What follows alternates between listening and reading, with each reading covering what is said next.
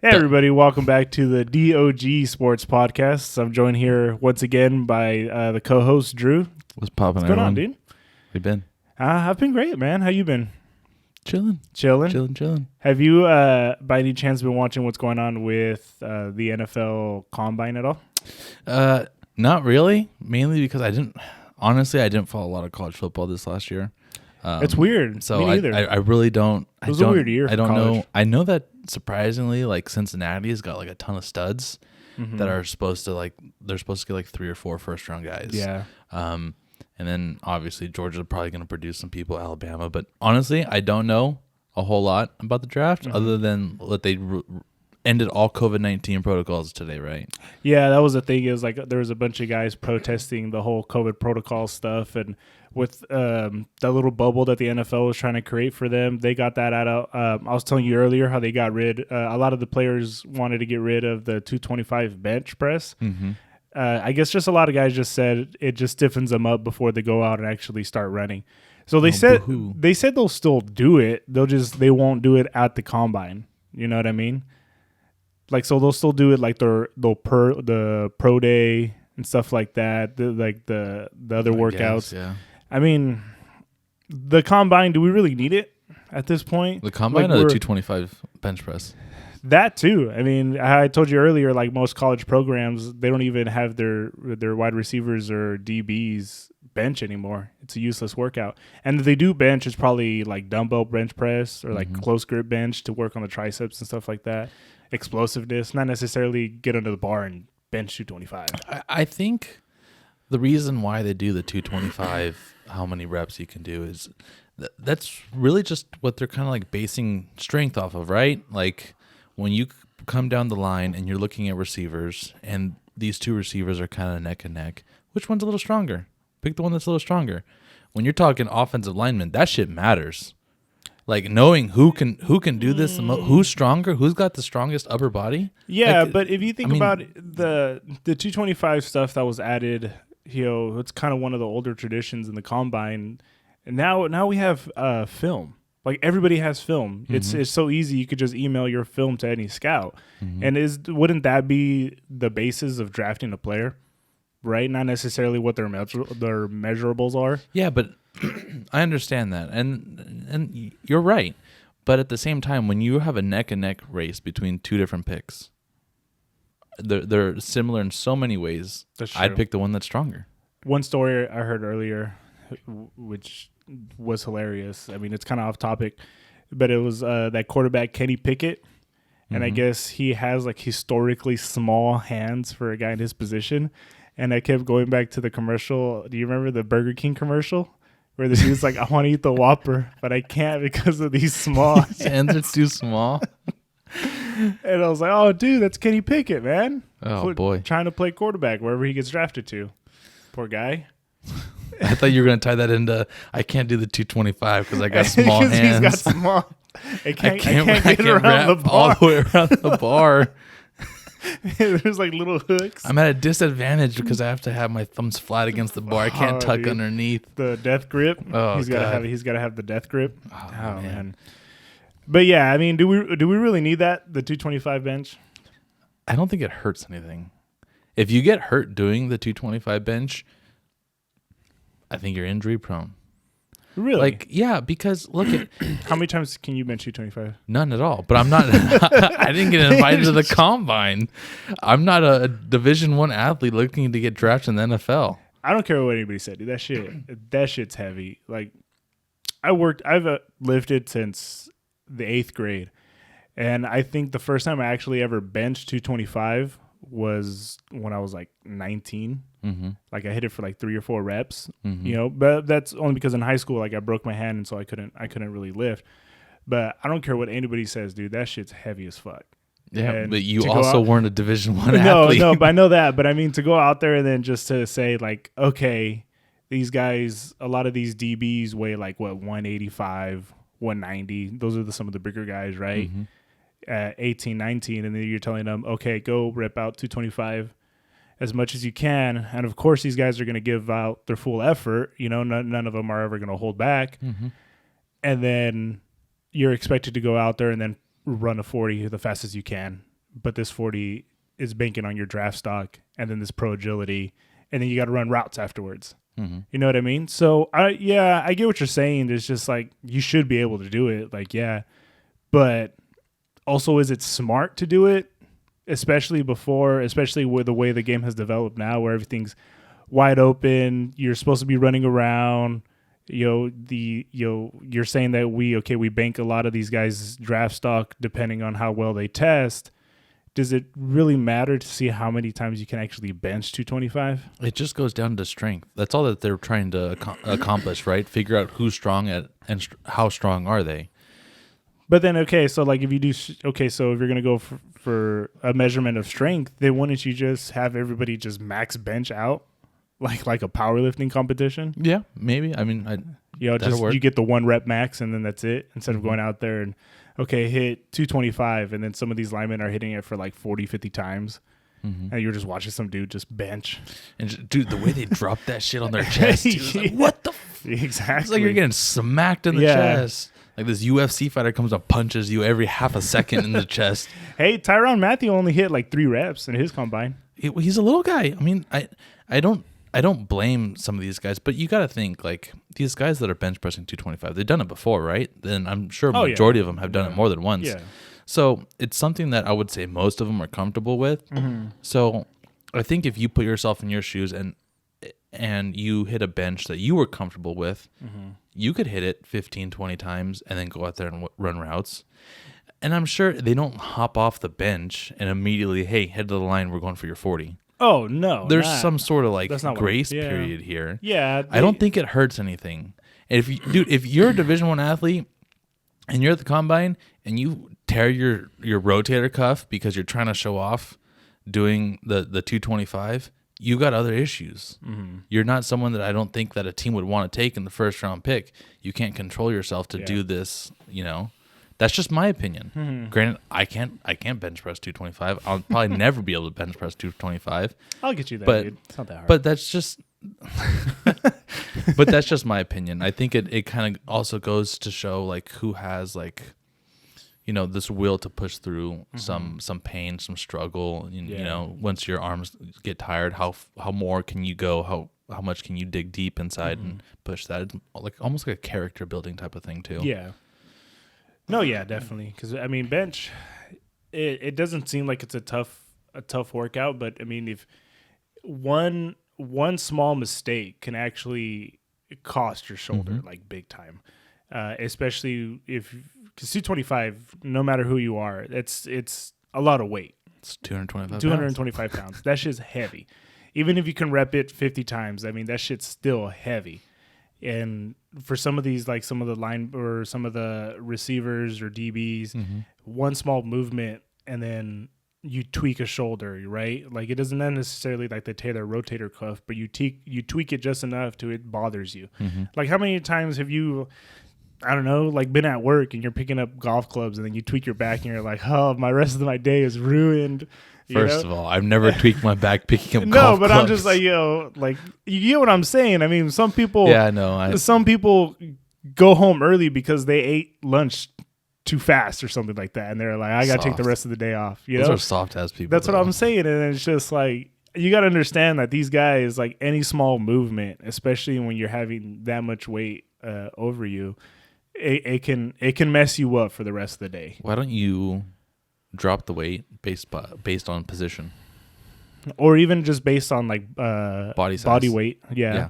Some type of percentage, Because look, dude, this 380-pound lineman should have no problem lifting 225. No, it's easy for them for sure. And you don't want to put your 180-pound slot receiver up there underneath the 225-pound power. Yeah, right. Hey, lift this. It's got 40 pounds on you. See how much you can do. Yeah. No, that's true. I can understand that. I like the idea of the exercise, seeing how much you can do, how many reps you can do. I think a middle ground would be change the weight based on body size. Just drop it down to 200 pounds for if you weigh under 180 pounds. You only do 200, or you only do 185 or whatever it is. But I'm not opposed to amending it. I remember when I was in high school, like I said earlier, I struggled with bench, and I remember getting like super down on myself. I was You like, got long arms? yeah, it's just it's kind of like long arms, you know. And then I Yeah. got like a smaller frame. And when I was a kid, not now, but when I was a kid, I had like a smaller frame, and I would always just get down on myself. I was like, why can't I bench like all these other guys? And I remember the head football coach at the time, he came up to me and said, "It's like no one's gonna pull out a bench in the middle of a game and tell you to bench a certain amount of weight. It still just matters of how you perform on the field." Fair And enough. that one, okay, I was like, okay, Wise that words. makes sense. You know, then it's just, if you think about it too, like not even like bodybuilders do bench press. Like they'll do something other, they'll do other things other than the bench press. It's just the way the bar makes your hands be positioned. You know, like you ever see like some of the videos of these power lifters? Well, they'll go like with the super wide grip, Yeah. and then their chest is like all up, but their back is Yeah. arched, and they hit it, but it just moves like that much. Like it's such a weird workout. The That's OC's favorite workout. bench press. When he Yeah. and I used to work out, I He used to just hate gets it, to the dude. bench. We were doing like 3 or 4 different types of bench press, and killer. My arms are very long. I've got long arms. yeah. I got long arms. It's not fun for me to bench press. And then I remember one time when Noel was working out with us too, he used to give me a bunch of shit because he's a little guy. Yeah. And he would bench press just as much as me. I was like, dude, your arms have to go up like 4 inches. Right, yeah. My arms are going up 2 feet, man. It ain't easy. Exactly. If you have longer arms, yeah, it's harder to bench. But there's ways around it. There's like I was able to fix it. Like I think a few Just weeks took a couple of shots and then you were good. just good. No, but just I mean, it's like anything else. Like if you work at it, then for sure your bench is gonna get better. Yeah, like for I sure. mean, I finally actually decided to go ahead and work on it. Like because I avoid benching for the longest time, and I finally decided to go ahead and just work on it. I was doing it like twice a week. And last week I hit like 305 for one rep. Shit, look at you. Yeah. And so I was like, What could I do with 305? I might be able to roll it. to roll, just to go push it. Get out of my way. I'm putting 305 on the bar just so I can roll it from one end to the gym to the other. It's like a sled. I'll do it like a sled. Like a sled, even though there's no restriction. Yeah, the no restrict. I'm still moving it. Oh, dude, you're funny. You're hilarious. I know. But I'm just saying, it's just like if we can get rid of the workout in the combine, the 225 bench, I think that's just we talked about it before in some of the podcasts we did with OC, where it's just like how the NFL has kind of just made a show of the Pro Bowl, the NFL draft, and now the combine, right? Where it's just like we only do it because everybody expects us to do it. You get what I'm saying? Yeah. And then when like these players, like they're going in there, they're like, they really don't want to do it. I mean, does it affect their draft stock? Maybe like a little bit, but it's not like their draft stock is completely determined on what they do at the draft or at the scouting combine. I mean, not completely, but it can make or break you. Yeah. I mean, I feel like the combine is really what helped Josh Allen. I mean, we know how good he was, but at the combine, that dude was fucking chucking it. Yeah, I get what you're saying there because nobody really watched him at Wyoming, like at a large scale. And then when he was at the combine, you see, how fast he was, how big he was. Yeah. Yeah. I mean, it could help a lot of people. I'm sure it helps more than it hurts people. But I think the combine needs to happen. It's just another way for players just to showcase what they can do. I know that they have pro days. I know that they do private workouts with a handful of scouts and stuff like that. But I'm not opposed to continuing doing the combine. I don't see anything terrible with it. Yeah, that's true. It's not like they're trying to portray this as like the Pro Bowl. They try to portray it as an actual football game, and it is not a football game. So that's kind of where like, dude, just get rid of that. Yeah. Combine, it is what it is. Like you're gonna have people run routes. They're gonna work out. They're gonna lift. They're gonna show how athletic they are, and that's what it is, and that's what they say it's gonna be. So I think there's nothing wrong with that. No, yeah. No, I don't. I'm not necessarily saying like maybe we should get rid of the scouting combine altogether, but I mean the importance of some of the workouts that they put on there. It just like the 25 bench, for instance. Maybe if they start changing something up, maybe where they start going to like, I'm trying to think of other stuff that's not going to lead to injury. Like a power clean is going to lead to some type of injury. squats and Dude, deadlifts are definitely going to be everything's exhausting. Gonna, That's what I'm everything's saying. gonna lead You to know? injury, dude. It's lifting weights. It's working Yeah, out. yeah. But I feel like they should just get rid of that and maybe just focus a little bit more on like the on field work stuff. Which I mean they do, but I mean I don't see why there's a lot of people giving a lot of backlash to some of the players not wanting to bench. Football is a game about strength, right? Mm-hmm. If you break it down to a newbie, it's basically you get the ball from one end of the field to the other end of the field, and the opposing team is going to try and hit you, right? And so it kind of comes down to strength. Who's stronger in certain situations? And that's kind of what they're showing off is who's stronger. That's what this game is a huge factor in this game is who's stronger. Yeah. And I think that's kind of what they're going for. Yeah. A strength type of showcase. Yeah. I give you that. Yeah, it is. I mean, you have to be strong because, I mean, if I step on the field, I mean, I feel like I'm pretty strong, but if I step on the field, I'm getting fucking wrecked. I mean, right? Like, it's just... Yeah, I'll step on the field and hand someone some water. I'll still get wrecked. Gronk will hand you the water back too hard. Speaking of Gronk, did you see how the Bills are reportedly interested in signing Gronk? Who wouldn't be? Yeah, Gronk has a reputation of winning Super Bowls, going to Super Bowls, but also with a certain somebody. You know what I mean? Yeah. I mean, what do you think about that move? Do you think the Bills would benefit in signing Gronk? I mean, they have that tight end Knox there. I don't see why they would go after Josh him. Allen. I mean, granted, I don't watch a ton of Bills games, but Knox, it's like maybe like 4 touchdowns this season. If that, like, I don't think he's maybe a little bit more. I don't think he's a high target guy. He's not like the best tight end, but I'm just saying good. Josh Allen doesn't utilize his tight end that much. Yeah. His biggest asset is what? Throwing deep downfield. To Stephon Diggs, and then he's got Gabriel Davis. Yeah. He's got a cannon. He uses the cannon, right? Mm-hmm. So a tight end that's more of like a small slant runner, maybe some check downs, a post. Like, I don't know. I mean, it would be cool. Like, I mean, I think that the chemistry would be there. But is that like ideal? Like, hey, our number one free agent move right now is Rob Gronkowski. I don't think so. I don't think so either. I don't think so. Yeah, but I mean, those. I mean, during this time, before the combine, before the draft, I mean, you kind of start to see some of the free agents that are kind of picking up names, picking up momentum. It's going to be the big superstars. That's going to be like a lot of speculation. So right now, like Russell Wilson, Aaron Rodgers, Kyle Murray's name's getting thrown out there because of how he wants to get paid. Have you seen it? Have you seen anything that with Kyle Murray? He wants $80 million, right? A year, dude. It's insane. That dude's not worth $80 million. I don't think so either. Not his number one asset is his legs, right? Yeah. Like his ability to run out the pocket. Mm-hmm. Name a long-term successful quarterback that his number one asset is his legs. Not long-term. I mean, no, but it's long-term. It's got to be long-term. What would be long-term? At least like 6-7 years. You're not going to spend money on a quarterback that you're looking for less than 6 years, right? That's true. In a career, right? But I mean, if you think about it, if you're looking for a quarterback who you think can win you a Super Bowl in the next 2 to 3 years, wouldn't you just go all in? Because I mean, Cam Newton almost got him there had it not been for Von Miller, right?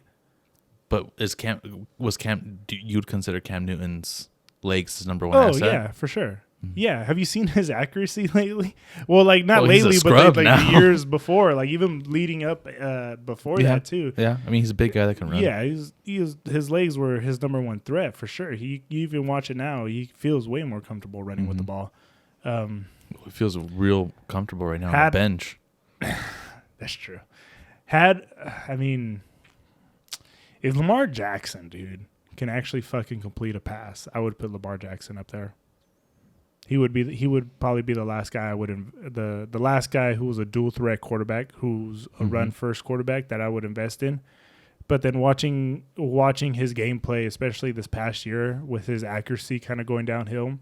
Well, not going downhill, but it's just his accuracy just never improved from where he started and then until now. he would be the last one I would say like, okay, I would give him a long-term contract, not necessarily pay him out completely, but some type of long-term contract, you know? Side note, I was wrong. Knox 11 touchdowns. Yeah, see? He looked it up, didn't Yeah, you? I was looking it up. Yeah. So that's all I'll say is like 4 touchdowns. He's more than that. Led the team in touchdowns. Receiving touchdowns. Did he really? Yeah. Oh, interesting. Yeah, that's what I was going to say. I was like, I felt like he scored a good amount of touchdowns this year. You could be, maybe you're right. I don't know. Like I said, I don't watch a lot of Bills games. If they're on and the Cowboys aren't on, I'll watch the Bills. Yeah. Well, the Cowboys are fucking always on. Yeah. You want to know that because we're America's team. No, or whatever. Hey, whether you like them or you hate them, you still watch. Besides the fact, let's stick on the quarterbacks and stuff. But the only reason I would say Kyle Murray doesn't deserve a contract is because he really hasn't done anything outside the regular season. 100% right. And even in the regular season, he chokes. Yeah, even in the regular season, he chokes. And then Josh Allen, because everybody wants to compare him to Josh Allen and what Josh Allen was able to do. But Josh Allen has already won playoff games, even before he signed the monster contract. He was able to an AFC championship game, and then now almost got him to the second one this past season. So Kyle Murray can go out there and just demand all this money. It's just you haven't won, right? Yeah, you haven't gone out there and actually proven that you can actually take this team to the postseason and actually make a run. You made it to one postseason and you got waxed.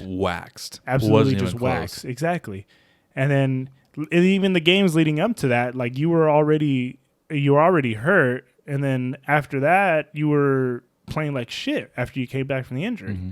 So it's just like the audacity to come out here and just ask for this money right away without proving that you're a good established quarterback. Yeah, you had a few good games like that you put together in a row, but then outside of that, what else have you done? Right? Well, yeah. And you're 100% right. Like, what grounds, what proof, what evidence does this guy have to say that he's worth $80 million a year? None. This last year, 7-0? That's what they started, 7-1? They started like 9-1, I think. Yeah, that was and then our first round exit and barely made the playoffs too. It's not like it was like a shoo-in. Yeah, they didn't even win the division. They sputtered at the end. Yeah. Yeah.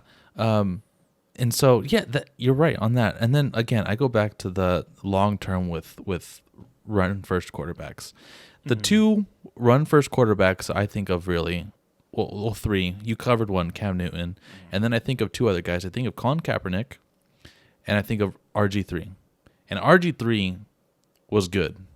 I remember that dude being up on the Cowboys a lot until he got hurt. Yeah, and pretty bad. They're more susceptible of getting hurt because they're like free game. They're out there running around.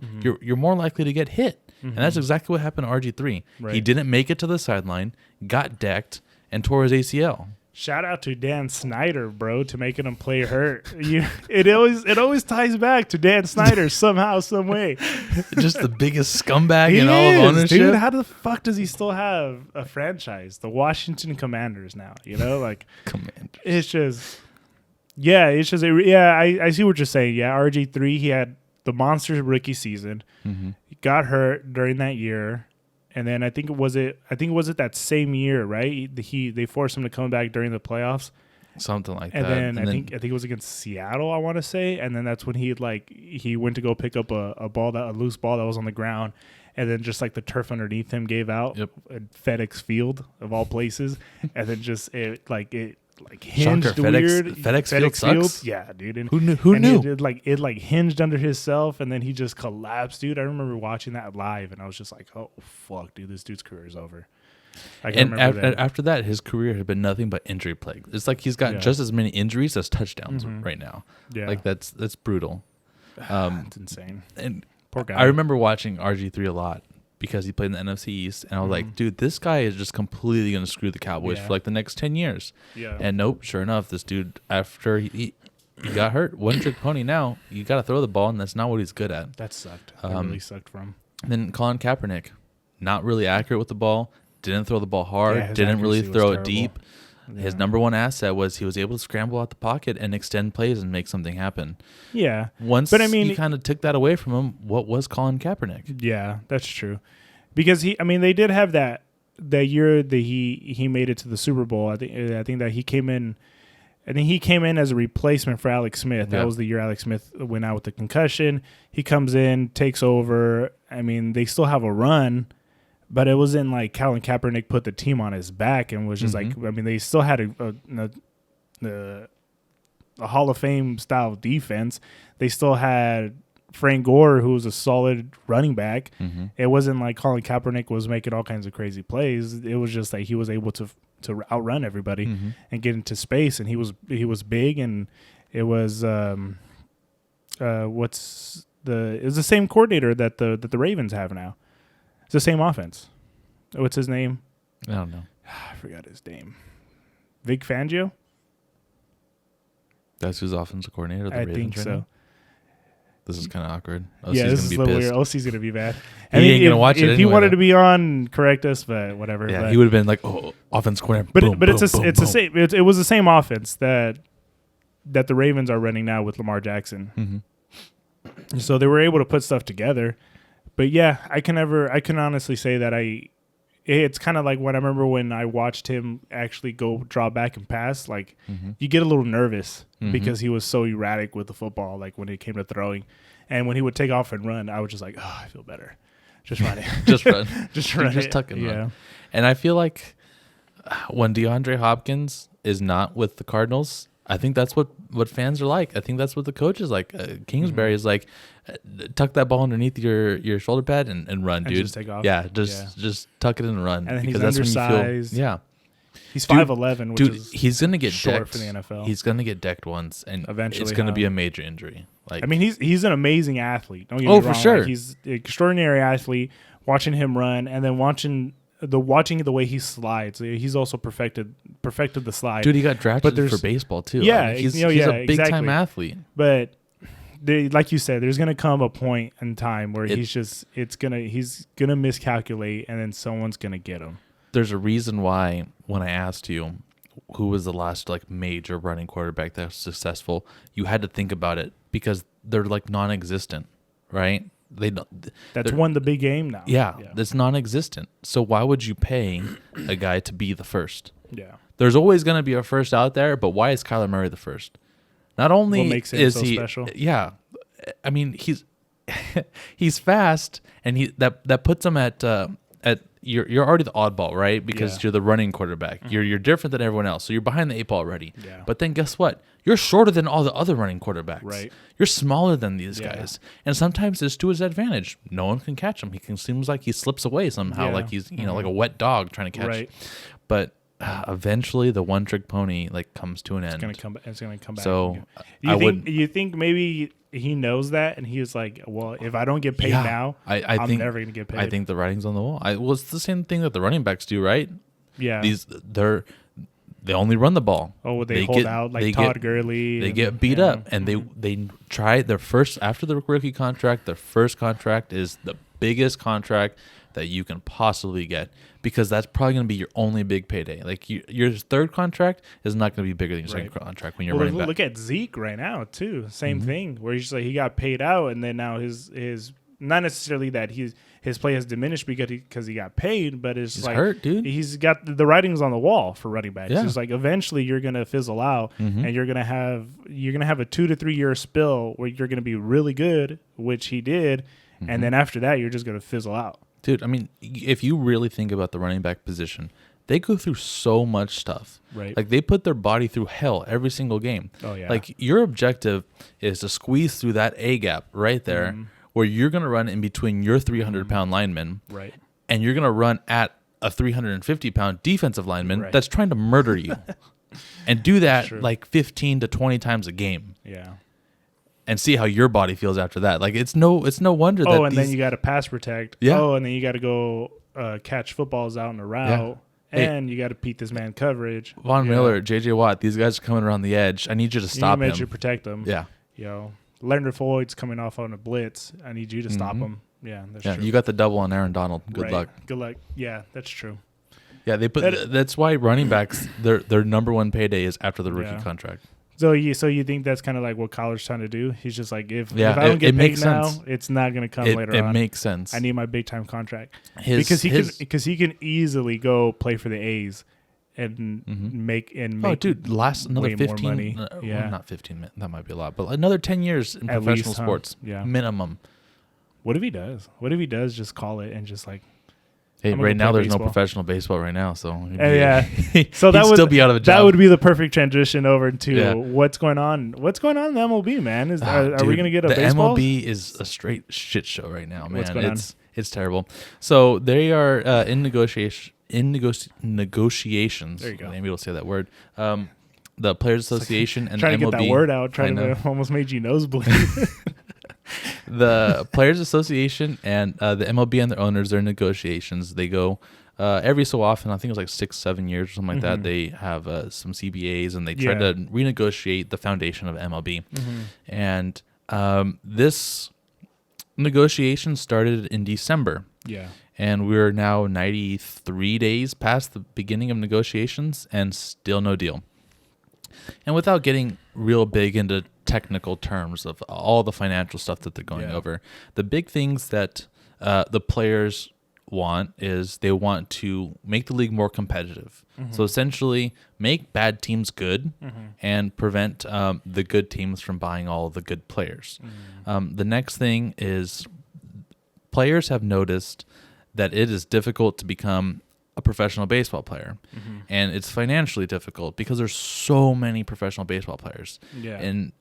In like, I don't know, there's like 4 or 5 different sub-professional leagues that are out there. And you got all sorts of players. And there's an 18-year-old right now, a 17-year-old right now. Like we got like the AAA, the AA. Yeah, single A. And then you got high A ball, you got low A ball, then you got rookie ball, then you got Arizona rookie ball, you got Florida rookie ball.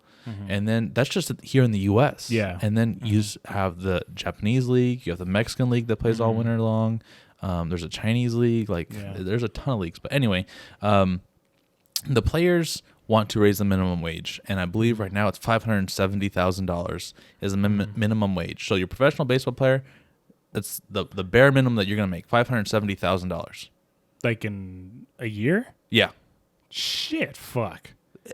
That's not that's the minimum wage that they're asking for? That's the minimum wage. No, that's what it currently is right now. Now. Yeah. So you sign a rookie, and he makes it to the show. Minimum wage $570,000. Jesus Christ, dude! Do you think that's a lot or not a lot? I think that's a lot. I mean, it's like practice squad players in the NFL don't even make 6 figures. NFL players that have NFL contracts make more than that.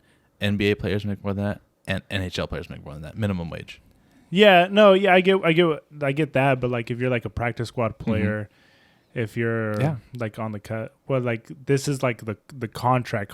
This is guys who are on the roster. On the roster. Okay. You have it. You're part of the 25-man roster on the 30 teams that are out there. Oh, okay. So you're not in low A ball. Yeah. Those guys are making Those guys are making like California minimum wage. Like that's brutal. Okay. I get you now. So I was confused. Yeah. So they're trying to increase that minimum wage, and then, like I said, competitiveness. The players are kind of exhausted of being like a top 15 team, right? The MLB opinion is one of the professional sports here in the U.S. That the bad teams stay bad for a very long time. In the NFL, they do too, but every once in a while, you can draft a quality quarterback, like the Bengals, and now all of a sudden, you're like a contender, like completely. It's not quite like that in baseball. When you're bad for a while, and a lot of teams go through a lot of slumps. So the players are trying to get those teams to be better again, and it all kind of goes to the bigger goal in mind is baseball's a dying sport. We don't want it to be a dying sport. How do we to make it popular? And you need fan viewership. Okay, so to have fan viewership, you need teams to not suck. Like you don't want to see the Yankees go down to the Marlins in Florida and Miami. You want it to be more competitive. You want it to be competitive. Yeah, more entertaining. So the players they want to adjust the percentages on the salary cap, Yeah. or the luxury tax. So in baseball, there's no salary cap. There's kind of like a salary cap. What it is they set a number that teams should not spend over this amount. If they go over that amount, it's fine. However, we're going to tax you on every dollar spent. The first year is 20% on every dollar. The next year's 30%. The third year's 40%. And everything after that is 40%. But let's just say you go over that number and you go over that number by $40 million, which it happens a lot on major teams. Now you have a surcharge of another 12%. So you're paying 40% plus the 12%, and then that number continues to rise every year. The loophole in this that the players are trying to get rid of is if somehow those teams sell a couple of players and now they're back underneath that number, their percentages restart. And it resets. It resets. And so and they'll build up again. And then they'll build up again. And so it's like, hey, we're not spending nearly as much money as we were last year. So let's buy a bunch of players again. Yeah. And that's how the good teams stay good. So they're just buying up a bunch of players. The Players Association is trying to get them to not be able to reset, get rid of that loophole, so that smaller teams can have a competitive advantage into purchasing players. It'll be more appealing because, the Yankees no longer can afford to buy all these guys. The Dodgers can't afford to buy all these guys because, you know what? They don't want to spend that much money anymore. Yeah. So that's something that they're really working on, that along the minimum wage. They've made adjustments. Right now it's a 10-team playoff. They're going to end up changing that to 12 teams next year, which is good. Yeah, that's cool. I like that. They're going to do a lottery draft, like a 6-team lottery draft. So the bottom 6, you go into a pool, and you could have the worst record in baseball, but you end up getting the 6th pick. Yeah. I don't think that's going to change things a whole lot, in my opinion, just because in baseball, the number 1 pick does not mean nearly as much as it does in football or basketball. Because the number 1 pick in football and basketball, y'all are going straight to the NBA, the NFL. You guys are going to be probably in the starting lineup next year. Yeah. In baseball, that just means you're going to be in AA, which is still 3 steps below the MLB. Yeah. You probably won't see that player for another minimum 2 years. There's still like a huge climb. It's very rare that you get guys, and now these are once in a lifetime generational players that go, they get drafted, and they end up like immediately, like the next year in the MLB. It typically happens when you do get the number 1 pick and he's doing really well and your team sucks because you need someone to kind of come up and sell ticket sales, and he's doing okay. But very rarely does that happen. So I don't think that's going to really solve an issue, but they're going to try it. Yeah. So they're trying to improve the difficulty in order to not necessarily just become a baseball player, but to break through that threshold of playing in the MLB, in the big leagues, right? Like there's, like you said, like you get drafted, but then you still got to start off like in like the single A or whatever, or double A, and then move your way up, and then increase like the minimum wage for the MLB players, because there's guys who are on the 25-man roster, the 30 teams, but they're making like less than $1 million, like $500,000 for the year. Lamont Wade Jr. made the minimum wage this last year for the San Francisco Giants, and he was probably the most clutch player on the San Francisco Giants. And there's guys making $20 million a year on that team. And when I watched, and I'm like a pressure situation, I'm like, I want Lamont, and that guy was making $570,000 a year. It's mind blowing. So that they're just trying to increase that. And then get rid of. Why are they? They want to get rid of the luxury tax. Or they want to get rid of the loophole of being able to drop under the luxury tax. Are they proposing like a salary cap like the NFL is doing? Or no, I just think they just want to prevent teams from going backwards. Okay, they just want to add more to the policy. Yeah, so eventually the luxury tax climbs, just like salary cap climbs every year in other sports. Clap those salaries. So eventually, like if a team wants to get underneath the luxury tax, you just spend a few years of not spending so much money. The luxury tax will catch up. The luxury cap will catch bite the up bullet to you. for a couple years. Yeah, just bite the bullet for a couple of years, and then you'll be fine. And you'll be back again. Something that they are doing for the fans to add fan viewership is, I don't agree with it, because I'm very traditional when it comes to baseball. Yeah. But I understand is they're getting rid of pitchers hitting in all of baseball. So you got two divisions. You got the National League and you got the American League. Yeah. And in the American League, they use DHs, which are people that don't play defense. They only bat, and they bat for the pitcher. The pitcher doesn't bat. In the National League, they don't have a DH. They have just everyone that's on the field, you bat, and that includes the pitcher. They got rid of that this year. That's their plan, is to have a universal DH so that the National League pitchers don't bat. And what would happen was, in an inning, you would walk your 8th place batter. You won't give him something good to hit because the next person is your pitcher. And pitchers typically are not good hitters because their job is to pitch. They don't practice batting. They don't do hardly any preparation for hitting. It's just, hey, I get paid millions of dollars to throw the ball, not hit the ball. Yeah. So that's kind of their job. It's kind of like having your quarterback chase down someone on an interception. Right. It's like you don't really want it to happen. So just kind of like half-ass effort and then don't get hurt. Yeah. Okay. So they're getting rid of that. And the idea is to prevent this chess match. I've always seen the National League as a chess match. It's more strategic, because you have to account for the pitcher in the batting order. Yeah. The American League has always been, we hit home runs. It's high scoring games. It's a ton of offense. National League, low scoring games, very limited offense, more strategically played. Yeah. They want the fans to get involved, get hooked. So let's have more home runs. Let's have more hits. They want to see dingers. No more chess match. Yeah. Let's have runs. Let's get offensive heavy. And you're opposed to this. I'm opposed to it because I'm traditional. I enjoy the chess match. I think that's a really good baseball game. Yes, an 8-7 game is good. It's entertaining to see a handful of home runs. People love it. I enjoy it. Yeah. But I also like the idea of a 2-1 game. Like, to me, a pitcher's duel, like, that's awesome.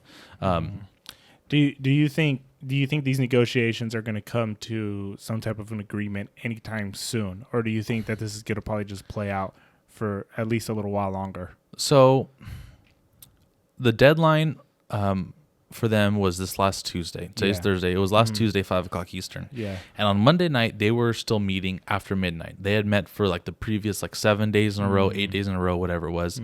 And this reporter's going online. Like, I was excited because he's online and he's like, we're getting close, like this and that. He's like blowing it up. Like, they're going to make a deal like in the next 12 hours. And I was excited.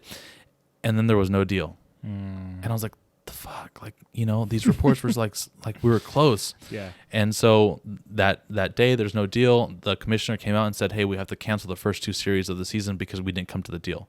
The players and the MLB came to an agreement. We need 4 weeks of spring training minimum before the season starts. And if we start 4 weeks tomorrow, that goes into the regular season. So we got to cancel those games. So that's not looking good. It's not looking good. No, it's really not. And it's a real bummer. I don't think like in the next week they're going to come to an agreement because supposedly they were close. Yeah. The players actually came out the next day and were like, we weren't close. Like, the MLB was trying to put pressure on us by saying we were close. Like, they were trying to manipulate the situation to make the players look like the bad guys and the fans be upset with the players. Like, hey, you just make the deal. Like, it sounds like you guys are close. Right. Just pull the trigger. And the players are like, we weren't really that close. So it's a lot of like he said, she said right now, and they're not coming to an agreement.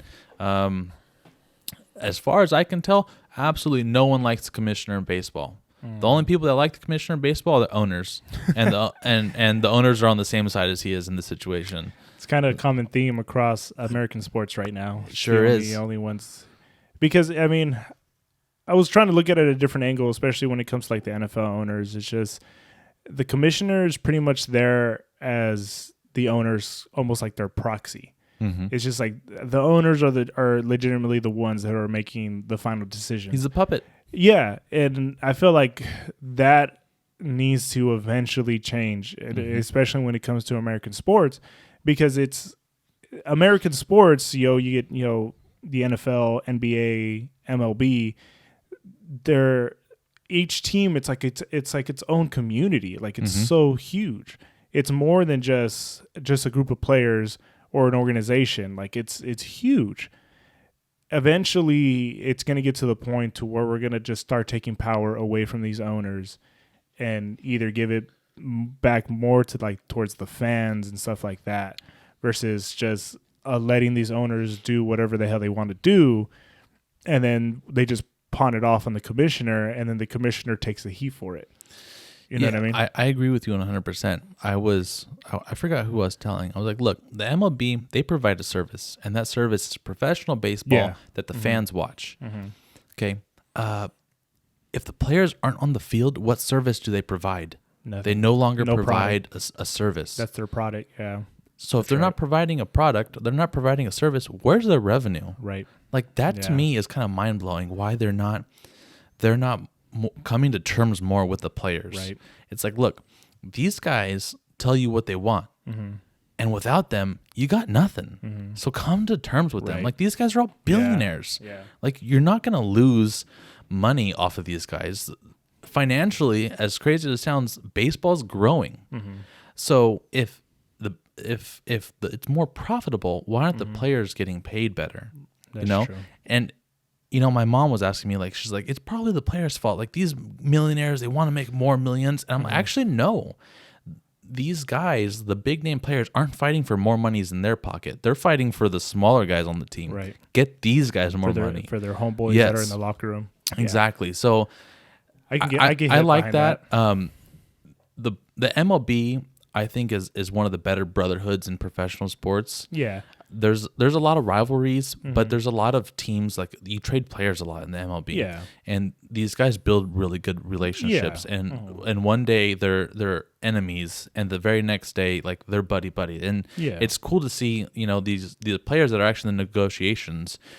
There's a lot of Giants players, Dodger players, National players, and they all play each other in playoffs, and they're all very competitive. And to see them like come together for this is like, it's cool. And that's what they really said, that they feel like the owners are trying to break up their brotherhood and kind of get everything divided. Like you said, it's the owners that they provide a product, and maybe that's just the way the owners also see it too. Is like I'm not saying that they don't see these players as human beings, but they see these players as, I don't know, merchandise, like a product. Like you said, like it's just like, you're just here to make me money.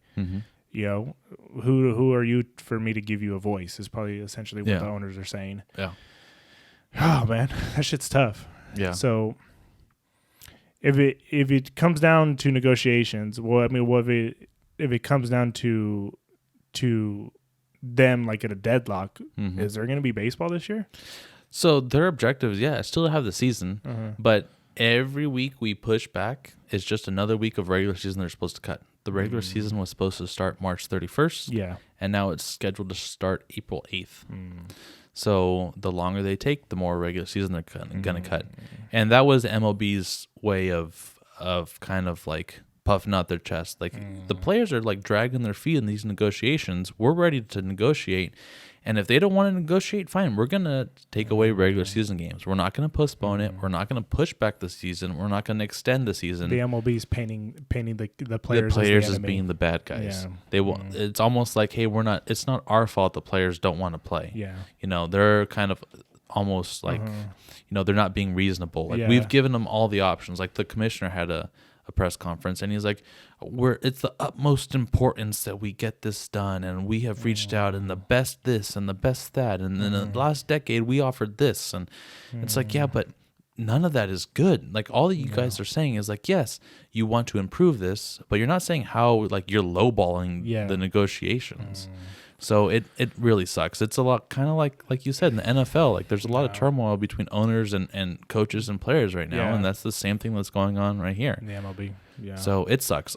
Baseball is my favorite sport, and the Giants is my favorite team of all time in any sports, and it's terrifying for me that that they're gonna end up pushing back the start of the season every week by week by week. It's something that fans don't want to see, especially in a dying sport. Like it is a dying sport. Yeah. So how are you supposed to continue to have fans, grow your fan base, if you can't even get people on the field? Yeah. And that's, for me, of course, baseball's always been around. Baseball's always been around since I was a kid. So I was never really got into it, but I knew it was there, and then when I had the most fun was, of course, when we were playing baseball and also going to actually watch the games live. Like those are cool experiences, right? Like when you're like in the ballpark, and you're watching the games, and you're enjoying the atmosphere. Mm-hmm. Necessarily watching it on TV is completely different. Yeah. But I can see where you're coming from, where it's just like, if there's no games, if there's nobody going to the stadiums, like, how do you create more fans? Exactly. Like, how? Yeah. So I get what you're saying, and it's weird. It is weird that there's no games that are going to come anytime soon that we know of. But I'm pretty sure eventually they'll come to agreement. It happens often. This happened in like 95, I think. They had a lockout then. Yeah. And eventually the owners and the MLB, they caved. Mm-hmm. They came to the needs of the players. Yeah. And I'm sure it'll happen again. Yeah. It just might take a lot longer than what we want. So, and it sucks because the first month they met and then they didn't meet again for 30 days. It was just a bunch of wasted time. Yeah. And so it was like the last like 3 weeks they're trying to cram meetings together, and it was like, it seems like it was all like, it's like a little too late. Yeah. And I think the MLB used that to their advantage because they came out right away like, hey, by the way, if we don't get this done by this day, we're not playing games and you're not getting paid for it. And so I think that was kind of their way of backing the players into a corner to try and accept a deal that they didn't really want to accept. And the players said, no, we just won't play then. It was like a tactic. Yeah. Well, this was interesting, man. We learned a lot about it, especially about the MLB. I hope, hopefully, man, things start to look a little bit better. Yeah, man. I've already got tickets to the April 9th game, man. they better play that that's game. What you're banking on. That's just the tickets. That's what you're worried about. I need a deal done in the next like 5 to 7 days. I'm sure they will. Hopefully they'll get back better. Thanks for coming by, dude. This was interesting. I definitely learned a lot about the MLB. I mean, there's a lot of stuff I didn't know about. I learned more about bench press and 225. Hey, dude, I'll get you there. Yeah, okay.